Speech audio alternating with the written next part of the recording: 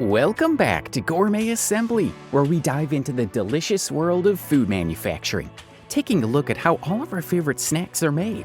Today we're unwrapping the story behind one of the most iconic sweet treats in the world, the crispy, wafery, chocolate-covered rectangle that is the KitKat. Ever wondered how this Halloween legend went from a British snack to a global superstar? Being produced and sold all over the world with flavors like matcha, strawberry, and sweet potato? We know we have, and trust us, it's pretty crazy. We consume billions of KitKats every year, and in factories around the globe, over 7 million KitKats are produced each day. So sit back, grab a KitKat, and let's break it down, piece by piece. Alright, let's rewind all the way back to 1935. We're in York, England, at a little confectionery company called Rowntree's. Rowntree's was founded all the way back in 1862. Yeah, you heard that right. Rowntree's has been making sweets for boys and girls all over Britain since the American Civil War. In the 1980s, it was acquired by the super company Nestle, the largest food and beverage company in the world, the story of which deserves its own entire video. In a nutshell, Rowntree's was the fourth largest chocolate manufacturer in the world, behind only Mars, Hershey, and Cadbury. The company's falling share value and Nestle's previous interest in acquiring the company to keep it from falling into the hands of competitors led to what's known as a hostile takeover. We told you it deserves its own video, maybe another time. Anyway, back in 1935, a worker at Rowntree's suggested that the company develop a candy bar that would be easily packed into a working man's lunchbox. After a little development, voila, the Rowntree's Chocolate Crisp was born. Now, you'd think something that delicious would be a hit right off the bat, but no. It took some time for people to catch on to this simple combo of crispy wafer and smooth chocolate. Nobody knew it was the snack they needed. And that's right, it wasn't always called KitKat. Before it became a global sensation, the chocolatey delight was known and marketed as Rowntree's Chocolate Crisp. Sounds nice and fancy indeed, but definitely not the legendary candy we know today. Stay with us because we're about to level up. The name KitKat actually has been in use by the company before they developed the chocolate bar, if you can believe it. Use of the name KitKat or KitKat dates all the way back to the 18th century when mutton pies, yes, like actual pies with meat inside, were served at a political club called the KitKat Club, named after its founder and owner, pastry chef Christopher Cat. How we went from meat pies to chocolate bars is beyond us, but hey, we're not complaining. Rowntree's actually trademarked the names KitKat and KitKat all the way back in 1911, and they developed a brand of boxed chocolates that they called KitKat. However, after focusing on their other products, those KitKats decreased in popularity and production, and were eventually discontinued. So 1937 rolls around, and Rowntree's decides to rebrand. They changed the name of their new bar from the Rowntree's Chocolate Crisp to the KitKat Chocolate Crisp. Closer, but still a mouthful. As a result of food storages caused by World War II, the recipe was changed, and KitKats were actually made with dark chocolate and had blue and white packaging. We know it's weird to us too. Imagine picking up a KitKat in the supermarket with a blue package and dark chocolate. It's like an alternate universe. Anyway, after the war, the recipe we know and love came into play. Sweet, delicious milk chocolate, crispy wafers, and that bright red packaging. And best of all, the name was officially shortened to just the KitKat. And the legend we know and love officially hit the ground running.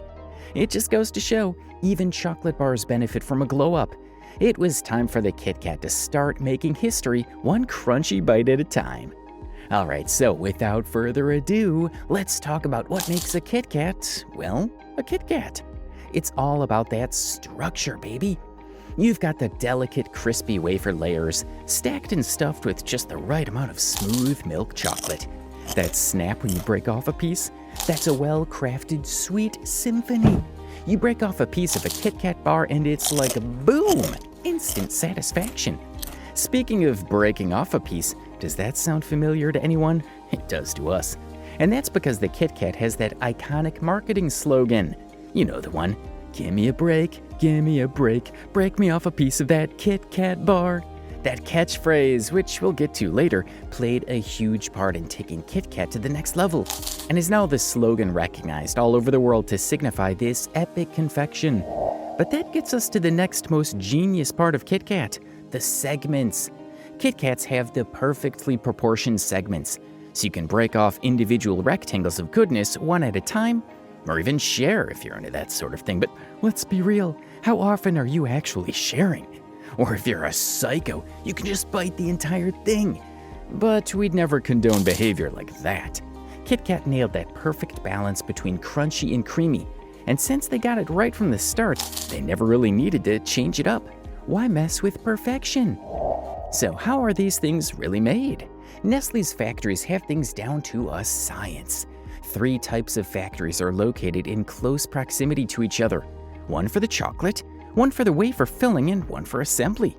Because of the massive amount of KitKats produced each and every day, there simply isn't enough space for one factory to do all the work. This is like Willy Wonka's dream. So in one factory, creamy milk chocolate is created from cocoa beans, which are broken down and roasted, similarly to coffee, until heat and pressure ultimately creates something called chocolate liqueur. Now don't worry, there's no booze. Chocolate liqueur is a mixture of cocoa butter, like the stuff in your mom's hand lotion, and cocoa powder. The chocolate liquor is mixed with sugar, milk, and vegetable oil to be turned into that sweet, silky, delicious milk chocolate we all know and love. Well, first, it's actually more of a sandy chocolate paste. Still delicious, but it needs to go through a process called perfecting. Ironic, as we don't see how chocolate could be any more perfect, but regardless, the perfection process is essentially just a huge mixer and grinder, which heats up and breaks down the particles in the chocolate to the point where it becomes a smooth, creamy mixture. It prevents the chocolate from having a dull color or from forming sugar crystals, and voila, we have our chocolate. Right down the street, another factory is responsible for the wafers. The wafers are simple. A dough made from flour and water is piped into rectangular sheets and baked at a low temperature in giant ovens until crispy and perfectly crunchy. Once the wafers are removed from the oven and cooled down, it's time to stuff them with the delicious KitKat filling. And here's where the mind-blowing stuff happens. You ever wonder why the filling of KitKats is a little extra delicious? It's not just chocolate, but it's got some extra sweetness and texture that you just can't put your finger on. Well, that's because the filling of KitKats contains not just milk chocolate, but also crushed up KitKats. That's right. Rejected KitKat bars unsuitable for packaging due to damage or being misshapen are crushed up into a paste and mixed with more chocolate in order to make that delicious KitKat filling. It's like the circle of life. Even damaged goods are deserving of being in the final product. Never give up, kids. At a third plant, the wafers are covered with filling and then stacked with another wafer over and over until a 3-layer sandwich is formed.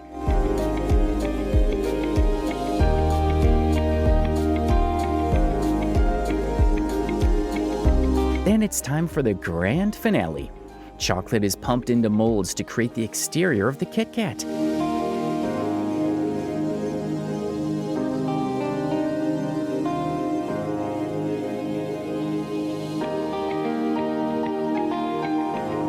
And then the 3-layered wafer confection is lowered down into it. Then goes more chocolate, and once cooled and hardened, the KitKats are removed from their molds and ready for packaging, storage, and worldwide distribution.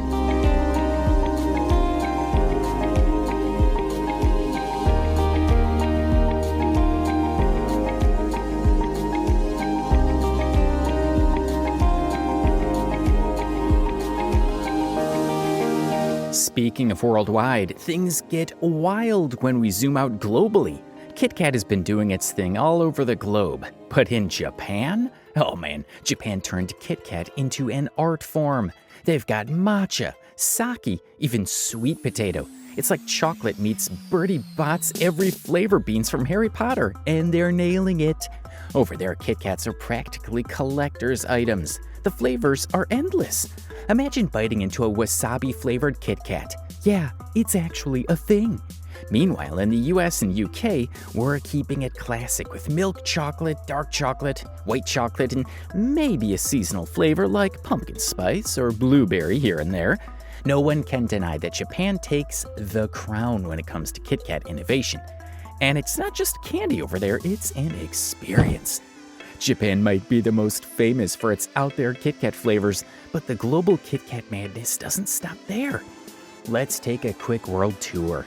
Over in Brazil, you'll find exotic flavors like passion fruit and acai. These flavors are a vibe all on their own, giving KitKat a tropical twist that totally breaks from the traditional chocolate taste. Jumping over to the Middle East, they're keeping it interesting with local flavors like pistachio and rose. Talk about elevating snack time with some elegance, right? These flavors play on the region's love for unique spices and nuts, making KitKat feel like just a bit more gourmet. And let's not forget Europe. In the UK, KitKat's killing it with their mint and orange varieties, while Australia is all about the honeycomb smash KitKat, a crunchy golden delight topped with toasted honeycomb crisps. I mean, who knew one chocolate bar could do so much world traveling? All in all, there are hundreds and hundreds of flavors of KitKats around the world. Japan alone has over 400. 400! But here's the real kicker. KitKat isn't just a snack. It's become a part of local culture in all these countries. Whether you're grabbing a soy sauce KitKat in Japan, yup, it's a thing, or tasting a spicy ginger KitKat in Malaysia, it's all about blending flavors with a local twist. It's like a little taste of every country wrapped in chocolate. Now, you know we couldn't talk about KitKat without bringing up that slogan, "Give me a break, break me off a piece of that KitKat bar." While that may be the slogan we're used to hearing in the US, the global catchphrase is what really changed the game. "Have a break, have a KitKat" was thought up in 1958 when KitKat first appeared in a television commercial in the UK, and the rest is history. I mean, it's probably one of the most iconic taglines ever. It's simple, it's relatable, and every time you hear it, you low-key start craving one, right? It's like, hey, you deserve a break. And what better way to treat yourself than a KitKat? And here's the thing, it's not just the chocolate. It's the idea that having a KitKat is a vibe. You're not just eating it, you're taking a moment for yourself. That marketing genius is one of the reasons that KitKat has stayed so relevant across multiple generations. It's fun, it's chill, and it's basically asking you to enjoy life one bar at a time. Whether you decide to break off a piece for your friends or not, probably not, we won't judge, KitKat is there for you. Now, KitKat isn't just about the taste, they're also about doing some good. Nestle has committed to sourcing 100% sustainable cocoa. Yup, nowadays even chocolate's getting an eco-friendly glow-up. Nestle's working to make sure that the cocoa they're using is sourced responsibly, making sure our love for KitKat doesn't mess up the planet. With their Nestle Cocoa Plan, Nestle provides training and resources to farmers to improve their crops, increasing their incomes and improving their livelihoods, while also tackling child labor, increasing education for families and children, and pushing for gender equality. Working with farmers, farming communities, and local and international organizations, Nestle aims to implement solutions to the challenges that can arise in large-scale cocoa production. This is all part of a bigger sustainability push, and we've got to give props. It's always cool when brands go green without sacrificing that signature taste we all love. KitKat wants us to enjoy our snack and feel good about it. KitKat isn't just a snack, it's a cultural icon that's been everywhere.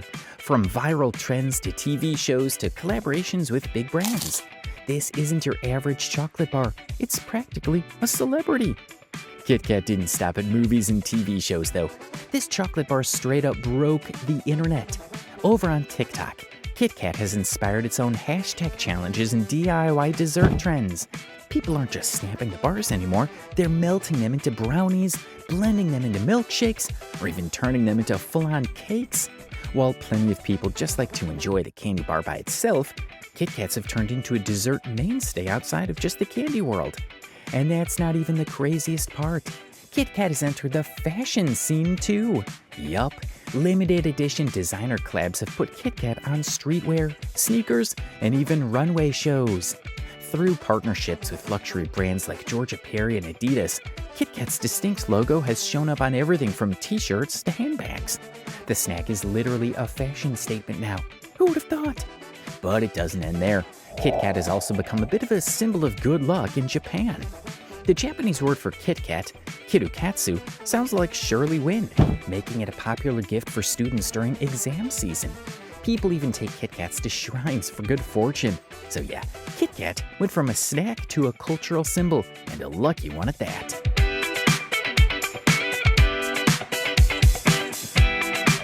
So there you have it. That's the story of how KitKat became a global snack icon. From its crunchy, chocolatey beginnings at a confectionery company in England to being a major part of pop culture all over the world.